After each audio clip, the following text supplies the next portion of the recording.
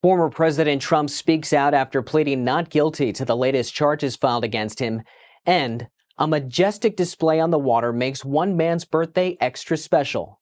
The rundown starts now.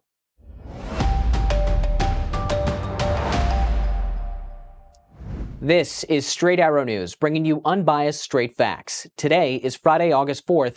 Thanks for joining us. I'm Ray Bogan. Former President Trump pled not guilty to 4 felony charges in a Washington, D.C. district court Thursday afternoon. Trump is accused of trying to overturn the results of the 2020 presidential election.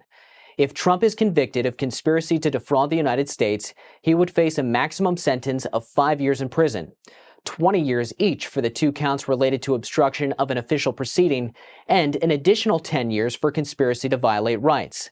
The magistrate judge agreed to release Trump on the condition that he does not break federal law and that he makes all required court appearances.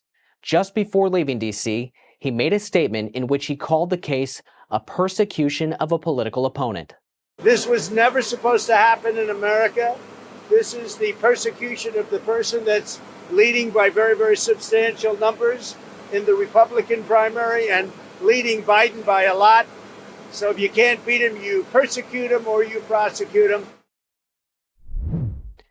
The first hearing before the district court judge who will oversee the trial is scheduled for August 28th at 10 a.m., but the judge agreed to waive Trump's appearance for that hearing. The trial has not been scheduled, but Trump's defense team says they want as much time as possible to review the evidence. For more on the case, head to SAN.com.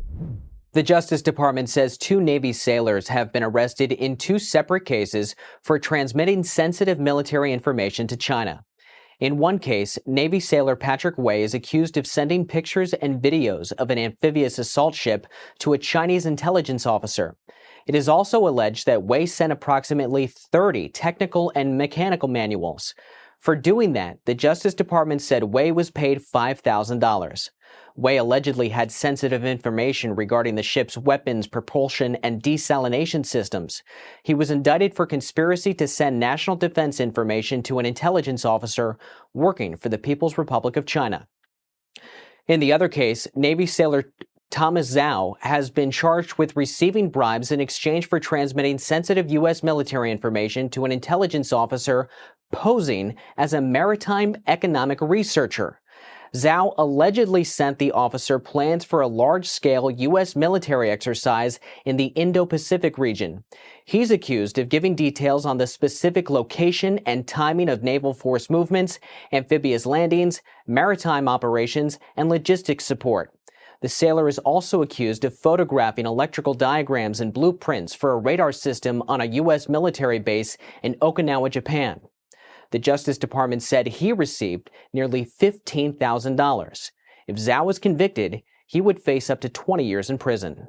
Saudi Arabia's Ministry of Energy announced it will extend an oil production cut of 1 million barrels per day through September.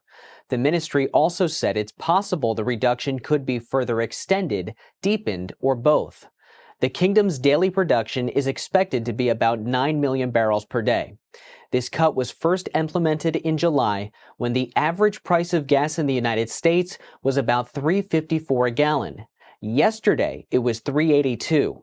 There's also a separate agreement to reduce production amongst OPEC countries that will continue until the end of the year. Pope Francis addressed an estimated 500,000 pilgrims at World Youth Day in Lisbon, Portugal, Thursday. He told the crowd there is room for everyone in the church. During a separate address at a Catholic university, the Pope called on the students to address climate change and economic inequality. He said earning a degree should not be seen as a license to pursue well-being, but a mandate to work for a more inclusive and just society. When Pope Francis arrived in Portugal Wednesday, he met with victims of clergy sexual abuse. He's scheduled to stay in Portugal until the end of the weekend. While there, he's expected to hear confessions, visit shrines, and participate in a mass before returning to the Vatican. The College Board says Florida has, quote, effectively banned, unquote, advanced placement psychology classes in the state over a section on gender and sexual orientation. Florida's Parental Rights in Education Act restricts the instruction of those topics in the state's classrooms.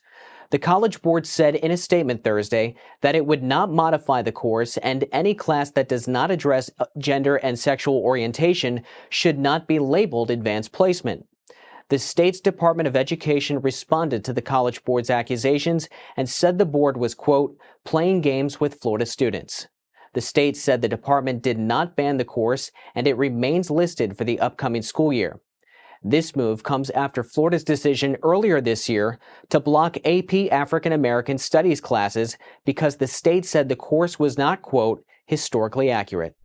Finally this morning, we want to show you a beautiful sight only Mother Nature can provide. A New Hampshire man recently went tuna fishing off the coast of Cape Cod with his 3 daughters. It's an annual trip he takes for his birthday. But this year, something happened that is absolutely unforgettable. 3 humpback whales jumped out of the water in near perfect unison. It's being described as a whale ballet. To top it off, a 4th whale breached seconds later. Home builder Robert Addy, who recorded this video, described the sight as once in a lifetime. Addy said it was a welcome home because he just returned from a humanitarian aid trip to Ukraine. And those are your top stories for this Friday morning. Thank you for choosing Straight Arrow News as your trusted source. Be sure to check out more of our work at san.com and subscribe to The Rundown as a podcast to hear from us every weekday morning. Unbiased, straight facts. That's Straight Arrow News. Have a safe day and a great weekend.